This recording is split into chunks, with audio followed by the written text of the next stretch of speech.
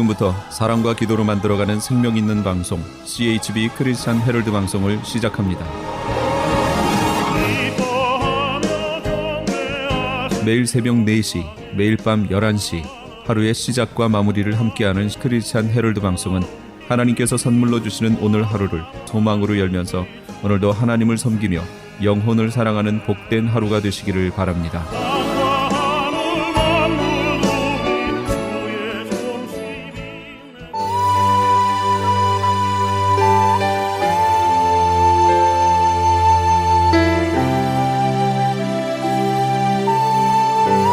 이 새벽을 주님과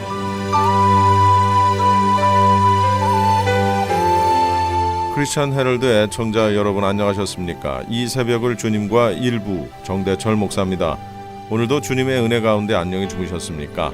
크리스찬 헤럴드는 신문을 시작으로 라디오 그리고 이제는 공중파 채널인 18.88을 통해 텔레비전으로도 함께 하실 수 있습니다.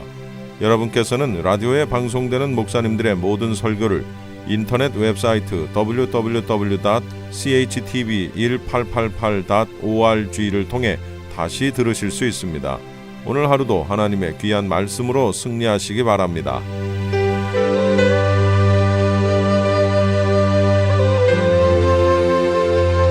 이 시간에는 먼저 프레이즈 교회의 요한계시록 강해입니다. 오늘은 지난 화요일에 이어서 옷을 지키라 두 번째 말씀입니다.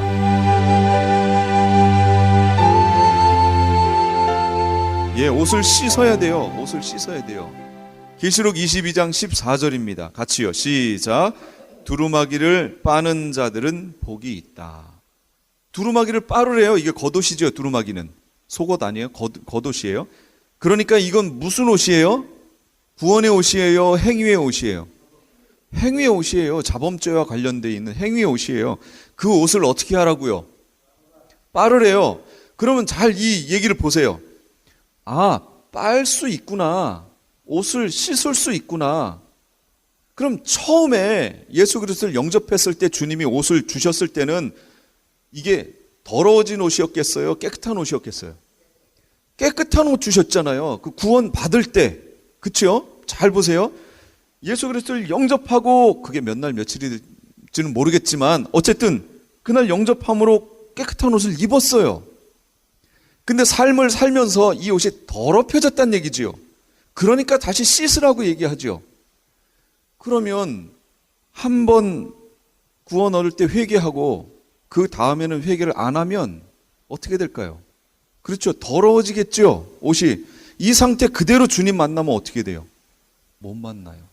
아까 그래서 어찌하여 형제여 예복을 입지 않고 여기 들어왔는가? 그랬더니 유구무원이언을 수족을 묶고 바깥 어두운 데 쫓아내라. 거기서 슬피 울며 이를 갈미 있으리라. 옷 관리해야 되는 거예요. 그러니까 계시록의 내용을 쭉 보면 교리라든지 이런 게 우리가 잘못 오해하고 있는 부분들이 여기 나와 있습니다. 그래서 계시록까지 봐야 돼요. 안 그러면 성경을 앞에 부분만 보면 오해합니다.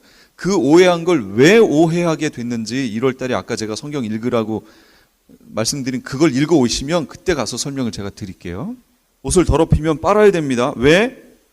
22장 14절 내용을 계속해서 보시면 생명나무에 나아가며 문들을 통해 성에 들어갈 권세를 얻기 위함이라 이렇게 나와 있습니다. 거기에 들어가기 위해서는 생명나무로 나아가기 위해서는 흰옷을 입어야 돼요. 흰옷을. 그래서 빨아야 됩니다. 원래 생명나무는 어디 있었어요? 에덴에 있었어요. 에덴 동산에. 그 에덴 동산에서 아담과 하와는 죄가 없었죠. 그들에게 생명나무가 주어져 있었습니다. 그러나 아담과 하와가 생명나무의 과실을 택하지 않고 선악을 알게 하는 나무의 과실을 먹습니다. 그러므로 그 후로 어떻게 돼요? 에덴에서 쫓겨나면서 생명나무의 길로 가는 길이 막혀버립니다. 두루 도는 화염검으로 막아버리셨어요. 그리고 못 가게 하시고 거기를 쫓아내셨어요. 그러니까 창세기부터 계시록까지를 쭉 보시면 연결이 되어 있다는 걸 알 수 있어요. 이제 하나님이 이걸 회복하시면서 그때 잃어버렸던 그 생명나무를 여기에 가서 주시는 거예요. 누구에게요? 흰옷 입은 자들에게 주시는 거예요. 그러니까 흰옷을 옷을 빨으라고 자꾸 얘기하는 거예요. 옷을 빨아야만 생명나무 앞으로 나아갈 수 있고 예루살렘 성으로 들어갈 수 있습니다. 출애굽기 19장 14절에도 모세가 산에서 내려와 백성에게 이르되 백성을 성결하게 하니 그들이 자기 옷을 빨더라. 이렇게 나와요. 성결하게 하기 위해서는 옷을 빨아야 합니다. 이게 외적인 표로 나타나고 있죠. 구약에서는. 옷이 더럽혀지면 그 두 번째입니다. 옷을 어디다 씻어야 할까요? 계시록 7장 14절이에요. 시작. 어린 양의 피에 그 옷을 씻어 희게 하였느니라. 어디에 씻는다고요? 예, 어린 양의 피에. 그리고 3번, 옷을 씻는다는 것의 실제적인 의미는 뭘까요? 그렇다면 뭐라고요? 그렇죠, 회개. 근데 회개를 단회적으로 한다고요? 그럼 안 돼요. 이단은 정말로 나머지 90% 이상은 다 그럴듯합니다. 똑같아요. 끝단자, 끝이 달라요. 끝에 가서 탁 틀어지면 끝난 거예요. 그러니까 하나만 틀어버리면 다 틀어지는 거예요. 이 회개가 그거예요. 이거 하나 잘못되면 아무리 신앙생활 잘해도요, 나중에 주님 앞에 설 수 없잖아요. 지금 내용을 보시면 그렇죠? 요거 하나만 잘못되면 끝이에요. 그러니까 우리는 끊임없이 회개해야 됩니다. 물론 회개라는 것이 돌아선다라는 의미예요. 그러니까 죄악을 향해 세상을 향해 가던 발걸음을 돌이켜서 주님께로 향한다. 맞습니다. 회개예요. 그러나 주님을 향해 산다고 살지만 우리가 계속 주님을 향해 달려가고 있나요? 아니잖아요. 또 곁눈질하고 옆구리 세잖아요. 여전히 돌이켜서 주님께로 향해야 돼요. 여전히 돌이켜야 돼요. 그걸 회개라고 얘기하죠. 죄에 대해서 우리는 여전히 회개해야 합니다. 그래서 옷을 깨끗하게 씻어야 돼요. 이게 계시록에서 주는 마지막 우리에게 주는 메시지예요. 무엇을 준비할까요? 예, 옷을 입어야 되고 옷을 지켜야 한다는 거예요. 옷을 지키지 않으면 주님 만날 수 없다, 그 얘기입니다. 4번, 만약 옷이 벌거벗겨지면 어떻게 될까요? 계시록 3장 17절이에요. 네가 말하기를 나는 부자라 부요하여 부족한 것이 없다 하나 네 곤고한 것과 가련한 것과 가난한 것과 눈먼 것과 벌거벗은 것을 알지 못하도다. 그렇게 얘기합니다. 벌거벗은 것을 알지 못한다고 우리에게 얘기해 주고 있어요. 계시록 3장 17절 말씀인데 여기 3장 17절 말씀은 누구에게 하시는 거냐면 라오디게아 교회에게 하시는 말씀이에요. 라오디게아 교회가 스스로 나는 부자다, 부유하다 이렇게 얘기한다는 거죠. 그러나 주님은 뭐라고 평가하시냐면 여기 있는 본문처럼 부자라 부유하여 부족한 것이 없다 하나 네 곤고한 것, 가련한 것, 가난한 것, 눈먼 것, 벌거벗은 것을 알지 못한다. 그렇게 얘기하고 있습니다. 라오디게아 교회는 현대 우리가 살고 있는 우리들의 교회를 지금 말하고 있는 거예요. 이 모습이. 현대 교회들이 다 거의 이 모습이에요. 이 모습. 부족하다, 부족함이 없다, 부요하다 이렇게 얘기들 하고 있죠. 그러나 아닙니다.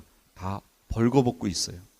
그래서 그들에게 계시록 16장 15절에 예수님이 뭐라고 하시냐면 보라 내가 도둑같이 오리니 누구든지 깨어 자기 옷을 지켜 벌거벗고 다니지 아니하며 자기의 부끄러움을 보이지 아니하는 자는 복이 있다. 이렇게 얘기하십니다. 주님이 오셨을 때 자기 옷을 지키지 못하고 벌거벗고 다니는 자가 있을 거라는 거예요. 이 말씀 내용을 보면. 그럼 벌거벗고 다니는 자가 있을 것이라는 말씀의 전제 조건은 뭐예요? 옷을 입고 있었다지요. 그렇죠? 옷을 입고 있었던 자가 벌거벗는 거지 입지도 않은 사람한테 이 얘기를 하실 필요가 없지요. 여기 있는 내용은 교회들에게 하시는 말씀이라니까요, 지금. 그래서 멸망받게 되는 수순이 있습니다. 호세아 2장 3절에 보면 그렇지 아니하면 내가 그를 벌거벗겨서 그 나던 날과 같게 할 것이요 그로 광야같이 되게 하며 마른 땅같이 되게 하며 목말라 죽게 할 것이다. 계시록 16장 15절 누구든지 깨어 자기 옷을 지켜 벌거벗고 다니지 아니하며 이 얘기는 뭐냐면 첫 번째는 옷이 더러워지는 거예요. 멸망받는 수순이에요. 옷이 더러워집니다. 그런데도 이걸 깨닫지 못해요. 그럼 나중에는 옷이 벗겨져 버립니다. 벌거벗겨지는 거예요. 그런데 그 상황에서 예수님이 오시면 이 사람 어떻게 된다고요? 노골적인 표현으로 구원을 얻지 못한다 그 얘기입니다. 그렇지요? 이 내용이 계시록의 말씀이에요. 그럼 지금 제가 설명드렸던 이 사람들은 대상이 누구였어요? 세상 사람들이요? 아니죠. 그들은 아예 옷을 안 입었잖아요. 처음부터. 그러니까 옷이 더럽혀지고 벌거벗겨진다는 내용은 옷을 입고 있었던 이들에게 하시는 말씀이라는 거예요. 하나님의 백성이라고 얘기했던 이들, 그들에게 주시는 말씀이에요. 그러니까 정말 조심해야 되는 거예요. 계시록을 보고 우리가 깨달아야 되는 말씀이에요. 삶을 조심해야 됩니다. 그래서 2번, 벌거벗겨지면 그 다음에는 어떻게 해야 돼요? 옷을 사야 합니다. 이 부분이 성도님들이 안 들어보셨던 부분일 거예요. 여기가 벌거벗겨졌어요. 그러면 다시 사야 합니다. 계시록 3장 18절이에요. 내가 너를 권하노니 내게서 불로 연단한 금을 사서 부요하게 하고 흰옷을 사서 입어 벌거벗은 수치를 보이지 않게 하고 안약을 사서 눈에 발라 보게 하라. 라오디게아 교회에게 지금 말씀하시는 거예요. 라오디게아 교회에게 말씀하시는 거예요. 교회에게. 교회 아닌 이들에게 말씀하시는 내용이 아니에요. 이 계시록은요. 교회에게 말씀하신 거예요. 이미 옷을 입고 있다라고 얘기했던 이들에게 말씀하신 거예요. 사서 입어라. 그래서 마태복음 25장 9절에도 열처녀 비유가 나오죠. 거기에 보면 슬기 있는 자들이 대답하여 이르되 우리와 너희가 쓰기에 다 부족할까 하노니 차라리 파는 자들에게 가서 너희 쓸 것을 사라. 이렇게 나옵니다. 사라. 그럼 여기 산다라는 의미가 뭘까요? 실제적인 의미. 이사야서 55장 1절 3절이에요. 거기 같이 한번 읽어봐요. 잘 따라서 읽어보세요. 시작. 오호라 너희 모든 목마른 자들아 물로 나아오라. 돈 없는 자도 오라. 너희는 와서 사 먹되 돈 없이 값 없이 와서 포도주와 젖을 사라. 너희가 어찌하여 양식이 아닌 것을 위하여 은을 달아주며 배부르게 못할 것을 위하여 수고하느냐. 내게 듣고 들을지어다. 그리하면 너희가 좋은 것을 먹을 것이며 너희 자신이 기름진 것으로 즐거움을 얻으리라. 너희는 귀를 기울이고 내게로 나와 들으라. 그리하면 너희 영혼이 살리라. 내가 너희를 위하여 영원한 언약을 맺으리니 곧 다윗에게 허락한 확실한 은혜니라. 여기에 사라라는 말을 두 단락에서 표현해 줬어요. 제가 그래서 거기다 줄을 쳐놨지요. 사라라는 의미가 첫 번째는 뭐예요? 내게 듣고 들을지어다. 그러니까 내게 들어라. 뭘 들으라고? 하나님의 말씀을 들어라. 그 얘기예요. 하나님의 말씀. 산다는 내용이 뭐냐? 하나님의 말씀을 들어라. 그 얘기예요. 그 다음 거기 너희는 귀를 기울이고 내게로 나와 들으라. 역시 똑같지요. 귀를 기울여서 나와서 하나님의 말씀을 들어라. 그 얘기예요. 지금 주일마다 그리고 예배 때마다 선포되어지는 하나님의 말씀, 이걸 듣는 것이 무엇이냐? 이게 지금 사는 거예요. 사는 거예요. 그런데 하나님의 말씀 듣는 것이 사는 거예요. 이렇게 중요한데 우리는 하나님의 말씀 듣는 것을 여태까지 해왔던 그냥 여태까지 예배 시간에 있었던 일로 그냥 가볍게 치부하고 넘긴다는 거죠. 이게 지금 우리의 구원을 사고 있는 거예요. 옷을 사고 있는 겁니다. 얼마나 중요한지 몰라요. 그런데 마지막 때가 되면 그 열처녀 비유를 통해서 보면 열처녀의 기름이 떨어졌어요. 그랬더니 슬기로운 다섯 처녀가 뭐라고 하냐면 미련한 다섯 처녀가 기름 좀 나눠달라 이렇게 얘기합니다. 그랬더니 슬기로운 다섯 처녀가 너희나 우리나 같이 쓰기에 부족할까 하니까 너희가 가서 사라 이렇게 얘기합니다. 그랬더니 그들이 가서 삽니다. 실제 사갖고 와요. 왔는데 와보니까 어떻게 됐어요? 문이 닫혀버렸어요. 이 얘기는 뭘 의미할까요? 사는 것도 그렇죠. 때가 있다요. 지금 이방인들을 향하신 하나님의 구원의 문이 7년 환란이 들어가면 닫혀집니다. 100%는 아니에요. 왜냐하면 예전에 이스라엘에게 있었던 구원의 문이 이방을 향해서 틀어졌던 것처럼, 그러나 여전히 유대인들도 그 당시에도 구원을 얻었잖아요. 소수긴 하지만 그것처럼 7년 환란 기간이 들어가면 이방인의 구원의 문이 거의 닫힐 겁니다.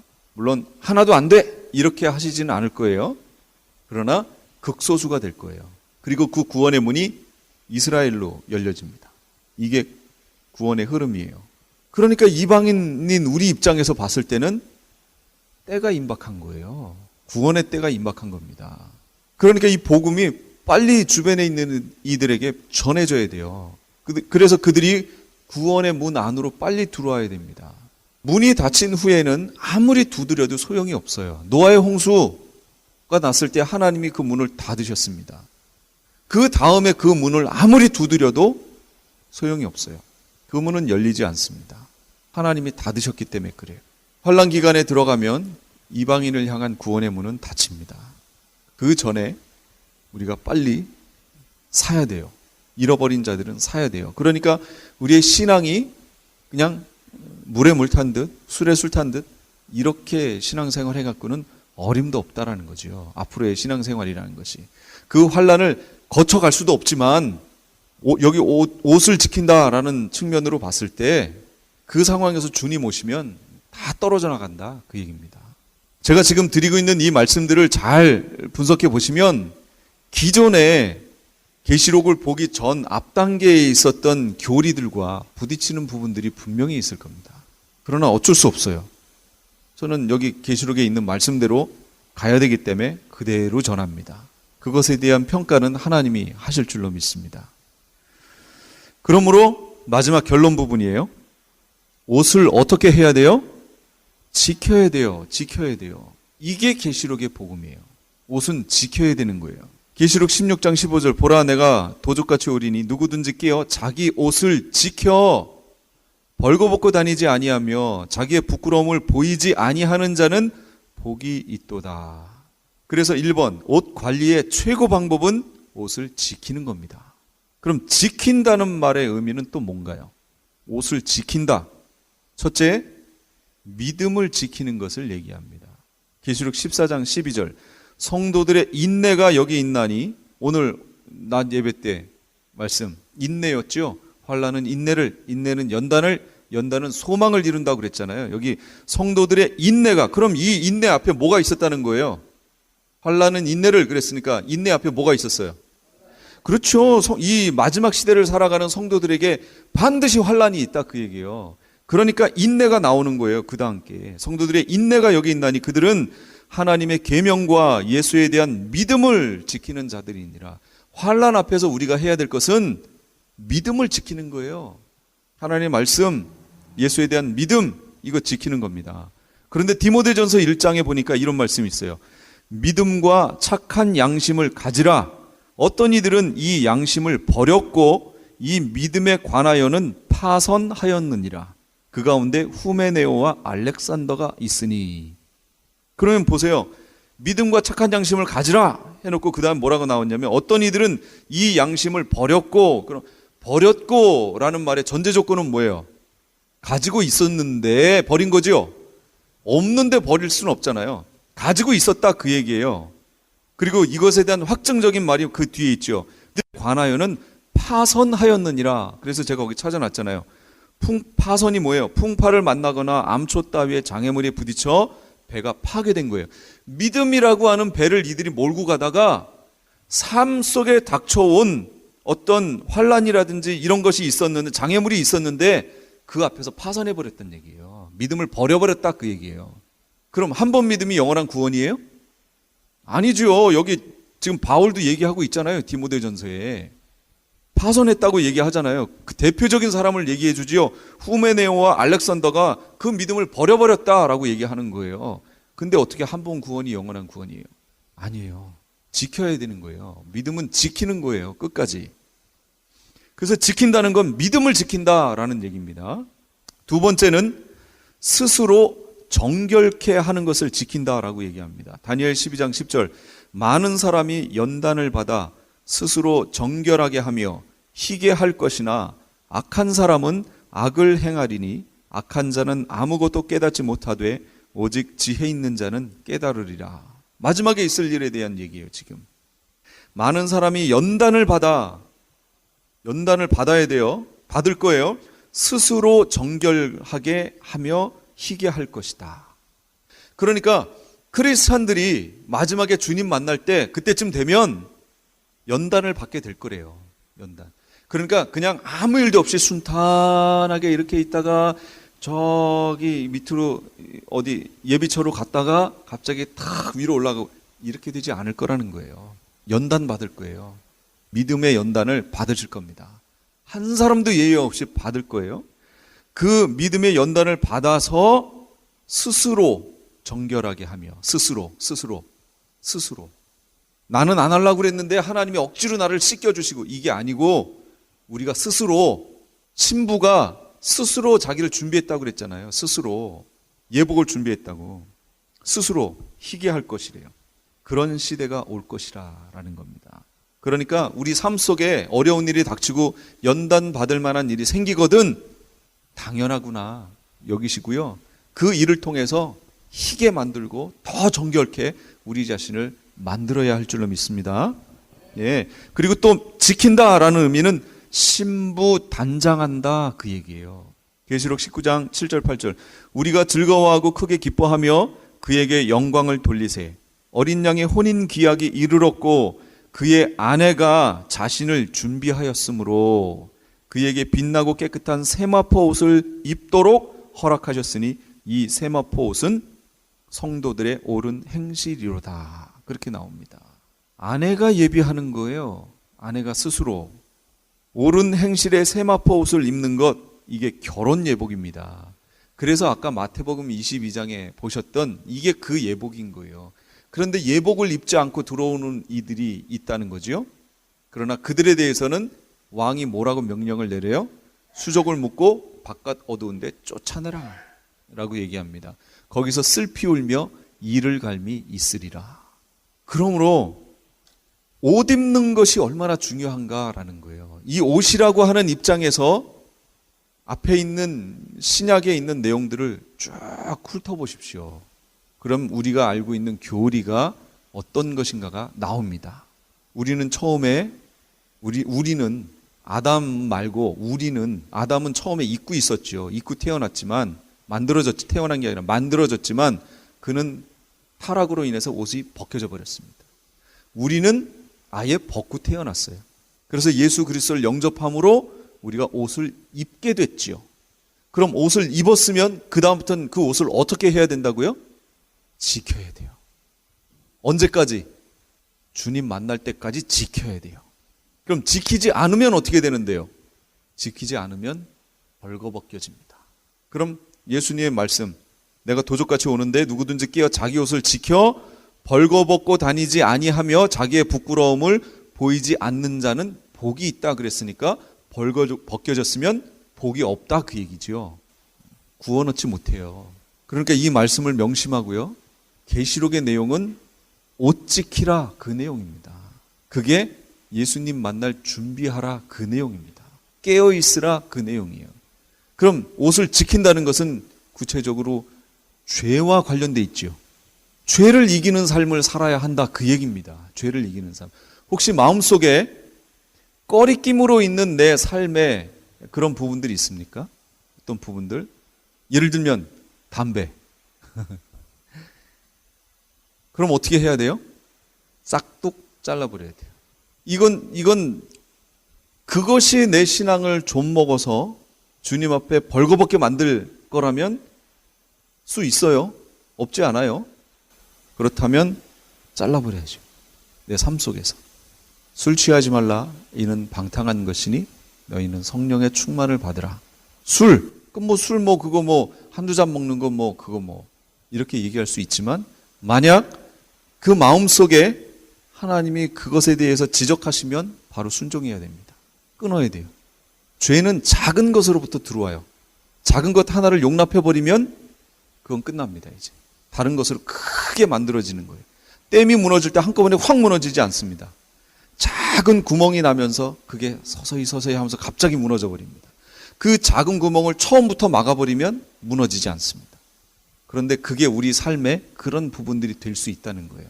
저희 친구 중에 한 명은 군대가 그 전에도 이제 담배를 얘가 언제부터 폈는지 모르겠어요. 그래서 이제 예배 끝나고 이러고 나면 당구 그때 한참 치잖아요. 이제 청년 때니까. 당구장을 가면 담배를 턱 무는 거예요. 그래서 이상하다. 얘가 언제부터 담배를 폈지? 모르겠는데 언제부터 담배를 폈어요. 그냥 자연스럽게 이렇게 돼버렸어요. 군대를 갔습니다. 공군을 갔어요. 공군을 갔는데 다행히 자기 위에 이제 상관을 크리스찬을 만났어요. 그래서 그 상관이 몇 년 동안을 큐티했던 내용을 가지고 그걸 교재를 만들어서 사람들 훈련시키는, 그리고 자기 자녀들을 그걸로 훈련을 시켜야 되는데 부모가 하려니까 조금 그러니까 그 내용을 이 친구에게 줘서 이 친구로 하여금 자녀들을 교육해달라 이렇게 맡겼어요. 이 친구가 이제 그걸로 열심히 성경 공부해서 가르치고 막 이 군대에서요 지금 막 하는데 하다가 어느 날부턴가 하나님이 그 담배 태우는 거에 대해서 지적을 하시는 거예요. 태울 때마다 마음이 깨름직해요. 근데 끊으려고 해봤는데 안 되더라는 거예요. 아, 너무 힘들다. 그러다가 기도했대요. 하나님, 그러면 어떤 특정한 장소 거기에 들어갈 때는 제가 안 피겠습니다. 이렇게 결정을 내렸대요. 그래서 어디에 가서는 많은 장소들이 있는데 예전에는 거기에 가서 폈는데 여기를 딱 빼버렸대요. 여기 가선 절대 담배를 안 핀다. 빼버렸대요. 그리고 시간이 조금 지나고 하나님 이번에는 여기에 가서 안 피겠습니다. 그 장소로 가서 거기서도 안 핀 거예요. 여기서도 안 피고 거기서도 안 피고 이 장소 가서도 안 피고 마지막으로 끄는 데가 어디냐면 화장실이래요. 하나님 이제는 이제 마지막으로 화장실 가서 제가 담배를 안 태우겠습니다. 결론을 내리고 화장실 가서 이제 안 태우는 그 훈련을 했대요. 자기가 기도하고 화장실에 가서 딱 끊으니까 그다음 딱 끊어지더래요. 그리고 가서 끊었어요. 그러니까 끊는 건 여러 가지 방법이에요. 뭐 여러 가지가 있으니까 각자 주시는 대로 하시는데 하나님이 그 마음을 주셨다면 하셔야 돼요. 그건 하나님이 말씀으로, 말씀에는 로고스의 말씀이 있고 레마의 말씀이 있죠. 로고스는 기록된 말씀, 레마의 말씀은 특히 기록됐지만 그 특별히 나에게 주시는 어떤 깨달음, 그런 말씀, 그것이 하나님이 나에게 주시는 부분이 있다면 순종해야 됩니다. 이게 2016년도에 우리가 해야 할 일입니다. 하나님이 주시는 말씀에 하나하나 순종해 나가기 연습, 순종의 연습. 이거는 누구는 해야 되는 거고 누구는 안 해도 되는 이런 거 없어요. 훈련 안 해야 되는 사람은 한 명도 없습니다. 우리 모두는 다 훈련해야 돼요. 그래서 2016년도에는 작은 것이어도 좋아요. 아주 작은 것이어도 좋습니다. 훈련하셔야 돼요. 그거 훈련하면 하나님이 그 다음 거를 주실 겁니다. 그럼 그 다음 거 또 훈련해 가고요.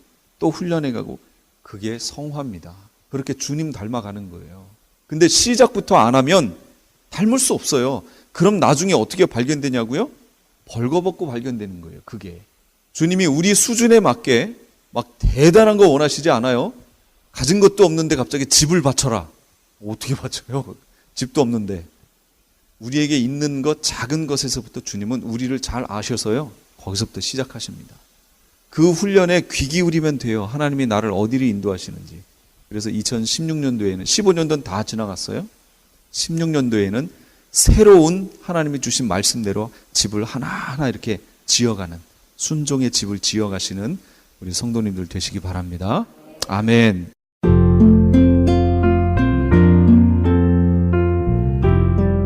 지금까지 프레이즈 교회의 시간이었습니다. 프레이즈 교회에서는 오는 2월 6일 토요일 오전 10시부터 오후 4시까지 제1차 요한계시록 세미나를 실시합니다. 당일 접수는 9시 30분부터 시작되며 참가비는 10불입니다. 참여를 원하시는 분들은 LA 한인타운 피코와 캔모어에 위치한 2668 웨스트 피커 블루버드 프레이즈 교회로 오시거나 전화 213-700-9833 213-700-9833번으로 문의하시기 바랍니다. 프레이즈 교회에서는 2월 7일 주일부터 5월 22일 주일까지 매주 주일 오후 2시에 요한계시록 강해를 진행할 예정입니다. 많은 성도들의 참여를 바랍니다.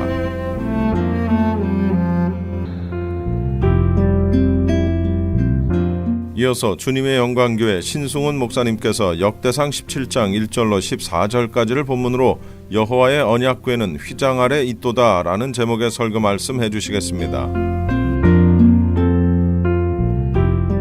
이스라엘 왕으로 삼았다. 이 말은 무슨 말이냐면요, 한국말로 표현하면 너 양동 치던 사람을 내가 왕 삼아줬어. 왕 되면은 되게 다 많이 교만해지거든요. 왕이 됐으니까 보이는 게 없으니까. 그런데 너는 그런 중에도 내가 너와 함께 가는 데마다 다 이기게 했는데 네가 여전히 나를 생각하고 나에 대해서 이런 말을 해주는구나. 그래가지고 내가 너를 갖다가 이제 세상에서 존귀한 자들의 이름과 같이 내 이름을 존귀하게 만들어주리라. 다윗의 이름을 존귀하게 만들어주신다는 거예요. 할렐루야. 얼마나 귀해요. 그래서 이스라엘에서는요, 가장 존귀한 자의 이름이 바로 이 다윗이에요. 다윗은 우리나라 한국말로 얘기하면은요, 세종대왕과 이순신을 합쳐놓은 것보다 더 존귀한 자로 만들어놨어요. 그래서 이스라엘에서는 이스라엘 깃발이 다윗의 별이에요. 그 별이 다윗의 별이고요. 그리고 이스라엘에는요, 맥도날드가 들어갈 때 맥데이빗으로 들어갔어요. 그래서 맥도날드가 뭐야? 맥데이빗. 그래서 다윗. 그리고요, 거기는 다윗 호텔이 예루살렘에 있거든요. 그런데 어느 누구도 다윗 호텔보다 큰 호텔을 못 줘요. 폭파당할까 봐. 너무너무 다윗을 존경하는데 더 큰 걸죠? 어떤 놈이 더죠? 그래가지고요, 하여튼 이스라엘 가서 맞아 죽을 일이야. 다윗 욕하면 돼요. 다윗 욕하면 그 사람 참지 못해. 다윗을 이스라엘 사람들 잘 참는데 이스라엘에서 다윗 욕하면 아주 싫어요. 다윗이 굉장히 존경받아요. 이스라엘에서 다윗은요, 마태복음 1장에 보면은 아브라함의 자손 예수 그리스도의 세계라고 나오는데 그게 아브라함과 다윗의 자손이라고 나오거든요. 예수님의 족보가 나올 때에 그 페이지에 보면은요, 아브라함은 3번 나와요. 다윗은 6번 나와요. 이름이. 존귀한 자가 되고, 예수님도요, 다윗에 대한 인용을 많이 하셨어요. 다윗이 진설병을 먹고 축복받았다. 다윗이 이런 일을 했다고 예수님도 툭하면 다윗 얘기하셨어요.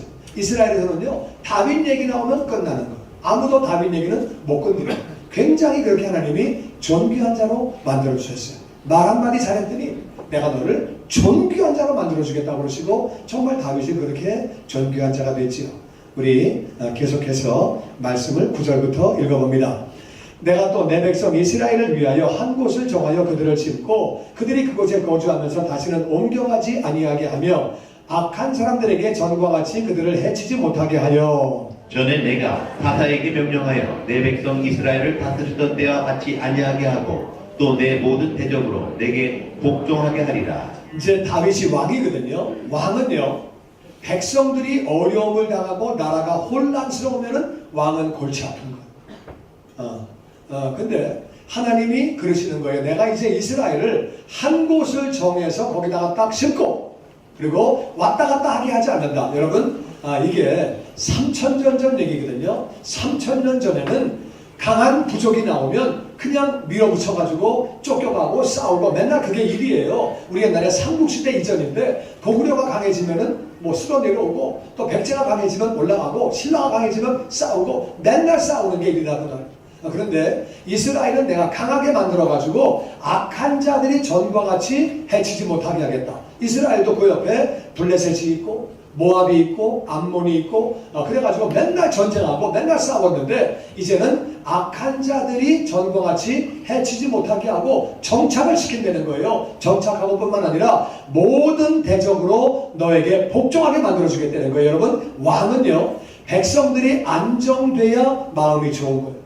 대통령 마찬가지죠. 나라가 안정이 안 되고 맨날 흔들리고 맨날 뭐 전쟁하고 그러면 대통령도 어려운 거죠. 그런데 이 왕에게 가장 좋은 거는 이 나라가 안정된 거거든요. 그러니까 다윗이 말을 한마디 잘했더니 다윗아, 네 나라 이제 안정되게 해서 왔다 갔다 움직이지 않을 거야.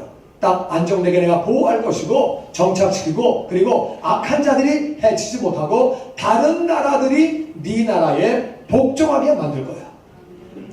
말 한마디 잘했더니 나라가 복을 받는 거예요. 할렐루야. 그 다음에 우리 계속해서 10절 하반절 말씀 봅니다. 또 내게 이르노니 여호와가 너를 위하여 한 왕조를 세울지라. 내 생명의 연한이 차서 내가 조상들에게로 돌아가면 내가 내 뒤에 내 씨 곧 내 아들 중 하나를 세우고 그 나라를 견고하게 하리니 같이 읽죠. 그는 나를 위하여 집을 건축할 것이요 나는 그의 왕위를 영원히 견고하게 하리라. 아멘. 아멘.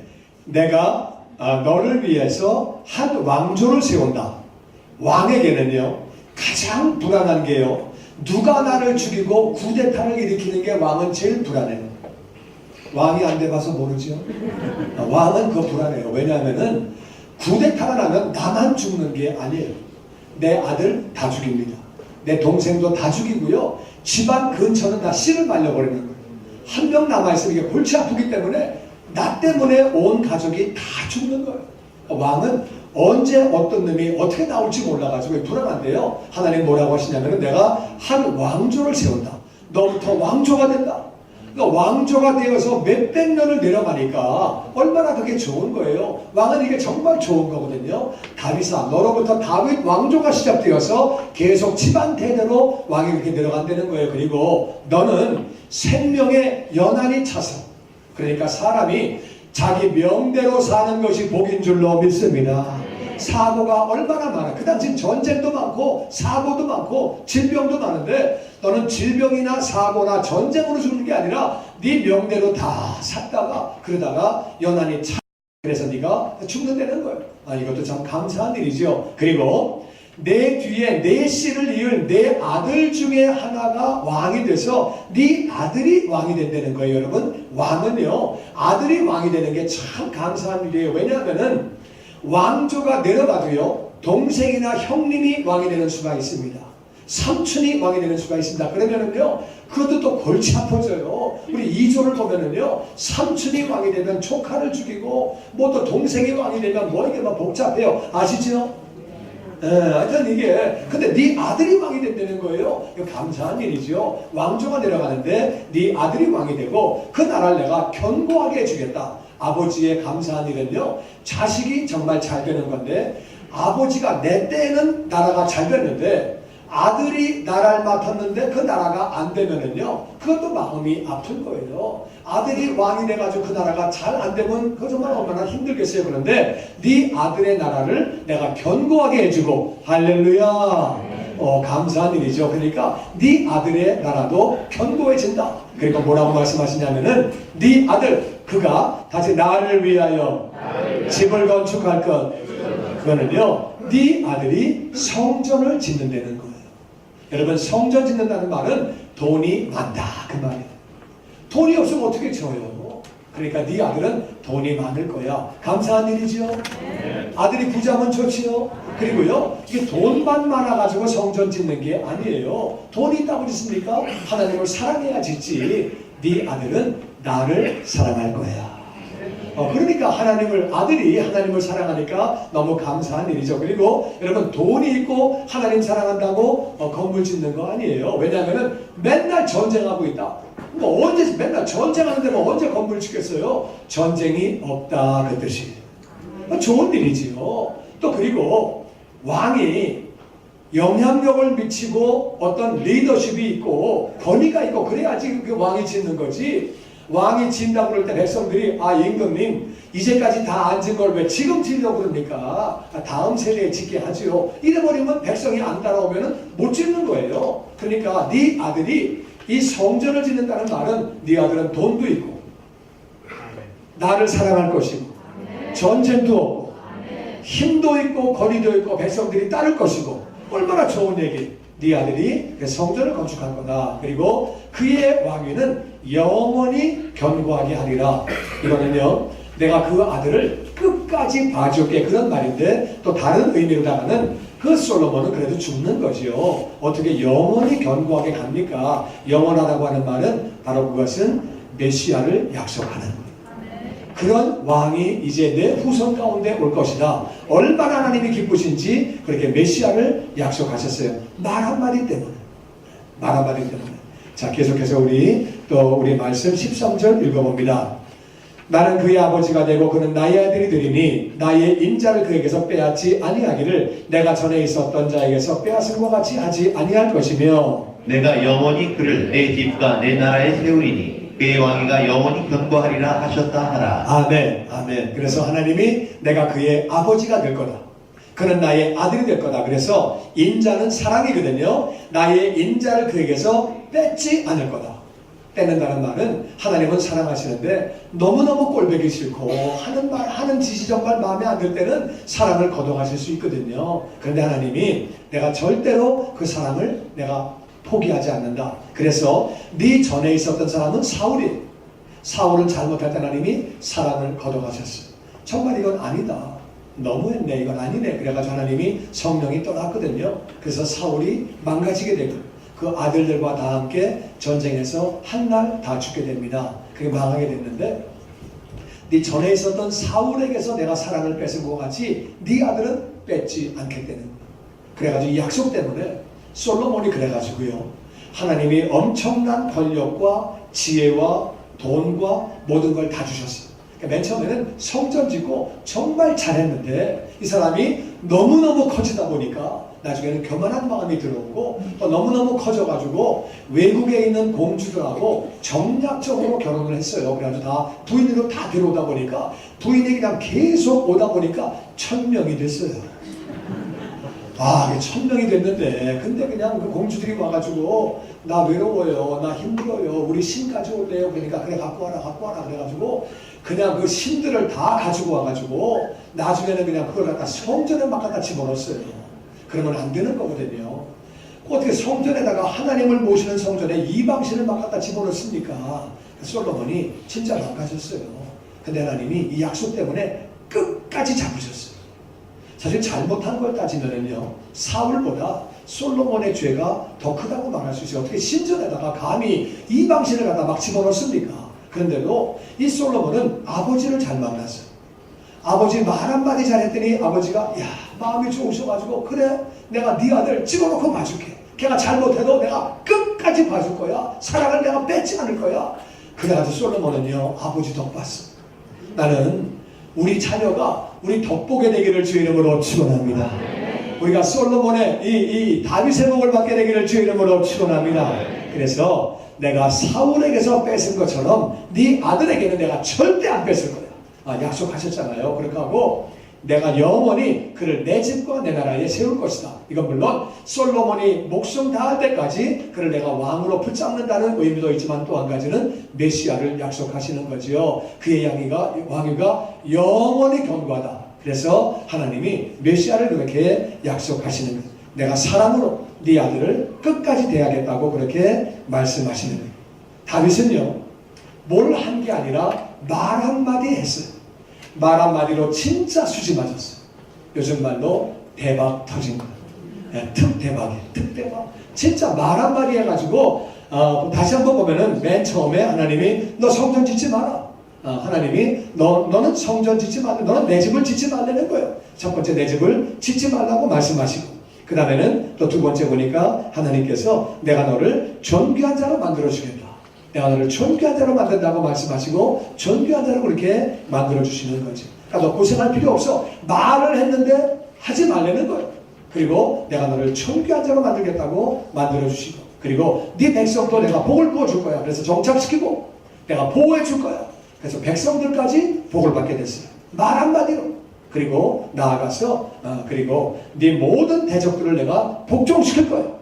그러니까 강한 나라로 만들어준다고, 도망한다는 것뿐만 아니라 강한 나라로 그렇게 만들어주겠다고 약속하시고, 너로부터 새로운 왕조가 시작된다고 말씀해 주시고, 그리고 너는 수명을 다해서 네 명대로 다 산다고 말씀해 주시고, 그 다음에 7번째는 너의 아들이 왕이 된다. 그 나라도 견고해지고 그 아들이 성전을 건축한다. 아들이 머리도 좋고 하나님도 사랑하고 능력도 있고 돈도 있고 전쟁도 없고, 그리고 백성들도 잘 따르고, 그래서 성전을 지게 될 거라고 얘기하시고, 그리고 메시아를 약속하시지. 뿐만 아니라 내가 사랑으로 네 아들을 내가 대할 것이다. 그렇게 약속을 하시게 되지요. 여러분, 중요한 건 하나님은 말 한마디에 왜 이렇게 엄청난 복을 주셨을까? 말 한마디에. 우리 그건 알아야 돼요. 왜 그러냐면요, 하나님은 외로우신 분이에요. 굉장히 외로워요. 하나님이 하나님의 형상으로 아담과 하와를 지으셨어요. 근데 아담과 하와가 마귀 말을 믿고 하나님 말씀을 안 믿었어요. 하나님 외로우시지. 그래가지고 오셔가지고 하나님이 짐승을 잡아서 가죽옷을 해 입히시고, 그리고 하나님께서 그렇게 그 사람들을 그렇게 가르쳐 주셨는데, 아벨이 하나님을 잘 믿었어요. 하나님의 명령대로 순종해서 예배를 드리고 제사를 지냈는데 가인이 다 죽여버렸네. 그러니까 하나님 정말 마음 아프시지요. 그런데 그 다음에 보면은 하나님을 사랑하고 하나님을 따라오는 사람들이 얼마 없어요. 그래가지고 에녹이 하나님을 잘 따르고 사랑할 때 하나님이 에녹을 아주 데리고 가셨죠. 하늘나라 데려가셨는데 그 다음에 보면은 사람들이 하나님을 안 따르고 자기 뜻대로 자기 생각대로 그냥 사는 거예요. 하나님이 그래서 노아를 선택하셨어요. 그리고 노아의 가족들을 선택하셨는데 그들만 하나님을 따르고 온 백성들이 다 하나님을 안 따르는 그런 중에 하나님이 아브라함을 선택하시고 이스라엘을 선택하셨는데 그들도 맨 처음에 좀 따르는 것 같더니 그 다음에는 안 따르는 거예요. 하나님을 안 따르고 그렇게 하나님을 떠나는 거예요. 많은 사람들이 자기 생각대로 자기 뜻대로 그렇게 사는 거예요. 하나님 참 마음이 외로우시고 힘드신데 다윗이 하나님을 향하여 뭐 큰 말을 한 것도 아니고 내 집은 되게 좋은데 하나님의 집은 좀 거시기하네요. 그냥 그거예요. 그냥 하나님 집이 좀 텐트가 좀 그러네. 왜 그러지? 그냥 그 마음으로 정말 마음으로 우러나는 마음으로 한마디 이렇게 한 거예요. 하나님 그러니까 감동을 받으셨어요. 너무너무 감동 받으셨어요. 저도 그렇더라고요. 제가 우리 딸이 한번 얼마 전에 이렇게 편지 저한테 썼는데 저한테 이렇게 썼어요. 아빠의 영원한 딸 이렇게 썼어요. 영원할 수는 없는 게 하늘나라 올라가면은 저도 하나님 아들이고 자기도 하나님 아들이고 다 우리는 하나님의 자녀가 되는 거죠. 우리 다 형제자매가 되는 건데 뭐 우리 딸이 신학교에서 미국 신학교에서 박사학위 가르치는 교수니까 그런 거 더 잘하는데 거기다 이렇게 아빠의 영원한 딸이라고 썼어요. 내가 너무너무 감동을 받아가지고 집에 오기만 하면 야 일로 와. 너 이거 필요하냐? 이거 가져가라. 이거 필요하냐? 가져가라. 그럼 집사람이 우리 쓰는 건데 괜찮아 가져가. 가져가. 너 돈 필요하냐? 너 뭐 필요해? 뭐 막 주는 거예요. 그냥 막 줘. 그리고 부인이 뭐라고 그러면 야 엄마 없을 때 와. 이리 와. 막 그냥 막 주고 싶은 거예요. 하나님이 그 마음이에요. 다윗이 그 말 한마디에서 하나님이 감동받으셔가지고 그래가지고 그냥 내가 너 찍어놓고 봐줄게. 너 그냥 내가 복 줄게. 그리고 네 아들 복 줄게. 내가 무조건 내가 보호할게. 잘못 가도 그냥 네 나라 내가 복 줄게. 난 여러분과 제가 정말 이 다윗의 복을 받게 되기를 주의 이름으로 축원합니다. 아멘. 근데 이제 중요한 건 다윗은 어떻게 그런 말을 했을까? 어떻게? 이게 중요한 거거든요. 어떻게? 오늘 본문 말씀 다시 한번 봅니다. 우리 1절부터 다시 한번 다 같이 읽어보죠. 시작. 다윗이 그의 궁전에 거주할 때 다윗이 선지자 나단에게 이르되 나는 백향목궁에 거주하거늘 여호와의 언약궤는 휘장 아래에 있도다. 나단이 다윗에게 아뢰되 하나님이 왕과 함께 계시니 마음에 있는 바를 모두 행하소서. 나는 백향목궁에 거주하는데 여호와의 언약궤는 텐트 안에 있다. 이 말을 왜 하게 됐느냐? 어떻게 하게 됐느냐? 이 선지자 나단이 볼 때 다윗에게 말합니다. 하나님이 왕과 함께 계시니, 다 같이 하나님이 왕과 함께 계시니, 이 말을 하는 것은 하나님이 왕과 함께 계시기 때문에 이 말이 나온 겁니다. 이것은 당신이 한 말이 아닙니다. 하나님이 함께 계시기 때문에 이 말을 할 수 있었다는 거예요. 그리고 하나님이 함께 계시니까 이 말을 했고, 그리고 하나님이 함께 계시니까 마음에 있는 것을 다 하세요. 이미 하나님이 함께 계시니까 마음에 있는 걸 어떤 걸 하든지 하나님이 함께 하실 것입니다. 하나님이 복을 부어주실 것입니다. 하나님이 기름을 부어주실 것입니다. 그러니까 하나님이 함께 계시니까 그걸 알고 마음에 있는 말을 행하라고 이렇게 말하고 있는 거예요. 여러분, 하나님이 함께 계실 때 우리가 그런 말을 할 수 있는 줄로 믿습니다. 어떻게 하나님이 우리와 함께 계시느냐? 다 같이 말씀 충만. 우리가 말씀을 읽고 말씀을 묵상하고 말씀을 공부하고 말씀을 알아야 하나님을 아는 거거든요. 하나님이 우리 안에 거하시는 것은 하나님이 말씀으로 우리 안에 거하시는 거예요. 하나님이 말씀으로 거하시는 거죠. 우리는 첫 번째는 하나님의 말씀을 우리가 알아야 돼요. 하나님 말씀이 없으면 우리 안에 하나님이 거하시는 게 아니죠. 우리는 말씀으로 하나님이 우리 안에 거하시는 것이고, 그리고 우리가 기도하는 거죠. 우리가 말씀 붙잡고 기도할 때 성령 충만이 임하거든요. 그래서 말씀 붙잡고 기도하면 성령 충만하게 되는 것이고, 그때 바로 하나님이 우리 안에 거하시게 되는 거죠. 여러분과 제가 말씀이 충만함으로 하나님은 내 백성이 지식이 없어 망한다고 그렇게 말씀하시고 계십니다. 저와 여러분이 말씀이 그렇게 충만함으로 말미암아 기도하여 성령 충만 받아서 우리가 정말 다윗과 같은 그런 말을 해서 하나님 앞에 영광 돌리는 정말 다윗의 복을 받는 모두가 되기를 주의 이름으로 축원합니다. 아멘. 아멘. 저는 정말 그렇게 생각해요. 제가 목회자로서 정말 엄청난 복을 받았어요. 제가 제 삶을 볼 때 저는 대한민국에 많은 목사가 있는데 저는 가장 복을 받은 사람이고 가장 행복한 사람이라고 생각해요. 정말 그렇거든요. 제가 엄청나게 많은 복을 받고 이렇게 하나님에게 사랑받고 사람들에게도 정말 많은 사랑을 받고 그리고 정말 기도응답 받은 거 제가 책으로도 써서 간증을 했지만은 정말 기도응답 받은 게 얼마나 많은지 제가 생각을 해요. 내가 왜 이렇게 복을 받았지? 나 왜 이렇게 복을 받았나? 가만히 생각을 해보는데 첫 번째 제가 주의 종이 될 때 제가 그런 말을 했어요. 주의 종이 될 때 나 같은 죄인 살려주신 은혜가 너무도 감사하고 그리고 제가 그런 생각을 했어요. 제가 주의 종이 될 때 그 당시 이제 LA에 살고 있었으니까 그래서 이제 LA에서 내가 아무리 이제 사업하고 있을 때 아무리 열심히 사업해도 나는 LAC를 다 사지 못합니다. LAC는커녕 LAC의 한 블락도 내가 못 삽니다. 한 블락은커녕 내가 높은 빌딩 하나 사는 것도 힘에 버거울 정도로 내 실력이 그건데 하나님은 말씀하시기를 한 영혼이 천억보다 귀하다 그러셨으니까 난 내가 주의 종이 되어서 내가 일생 동안 한 영혼만 구할 수 있다 그래도 나는 그 길을 가겠습니다. 정말 한 영혼이 천하보다 귀하니까 내가 만약에 내 삶을 통해서 한 영혼만이라도 내가 구할 수 있으면 내 인생은 정말 내가 수지맞은 인생입니다. 나는 그래서 하나님의 종으로 내가 영혼 구원을 위해서 내가 그 길을 내가 가겠다고 그렇게 이제 말씀을 하고 제가 이렇게 주의 종으로 가게 됐거든요. 그래서 이제 아마 제가 볼 때는요 정말 그거 주님이 너무너무 기뻐하셨던 것 같아요. 내가 나 한 영혼만 구원하면 난 그길 가겠습니다.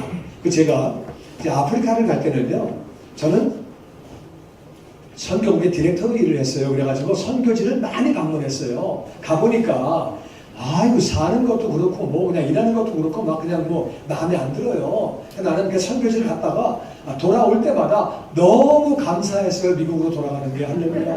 막 아유 빨리 떠나야지 여기. 아이고 아파 그냥.